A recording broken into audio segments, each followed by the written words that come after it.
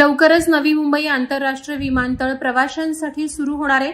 या विमानतळावरून आंतरराष्ट्रीय विमानं उड्डाण करणार असल्याची चर्चा असताना एक चांगली बातमी समोर आली आहे। Air India express Navi Mumbai विमानतळावरून दररोज 5 मेट्रो शहरांसाठी उड्डाणं सुरू करणार आहे।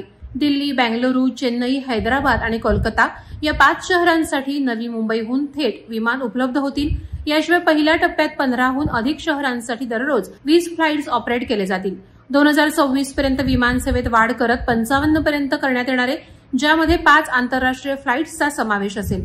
इंडिगो आणि अकासा एअर या कंपन्या देखील नवी मुंबई विमानतळावरून फ्लाइट्स ऑपरेट करणार आहेत। इंडिगोचा 36 देशांतर्गत विमान उड्डाण करण्याचा प्लॅन आहे।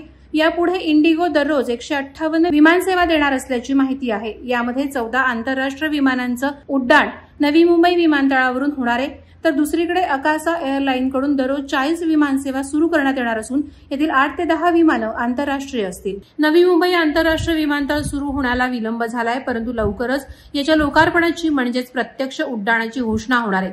विमानतळ सुरू होण्याच्या 1 महिन्यापूर्वी तिकीट बुकिंग सुरू होणार असल्याची माहिती मिळते। दरम्यान नवी मुंबई विमानतळाला लोकनेते दिबा पाटलांचं नाव देण्याची अधिकृत घोषणा अद्यापही झाली नसल्याने भूमिपुत्र, स्थानिक आणि प्रकल्पग्रस्तांमध्ये असंतोषाचं वातावरण आहे। पहिल्या उड्डाणापूर्वी नामकरण होणं अपेक्षित असल्याचे स्थानिकांमार्फत सांगण्यात येत आहे। वादळवारा लाईव्हसाठी न्यूज ब्युरो, नवी मुंबई।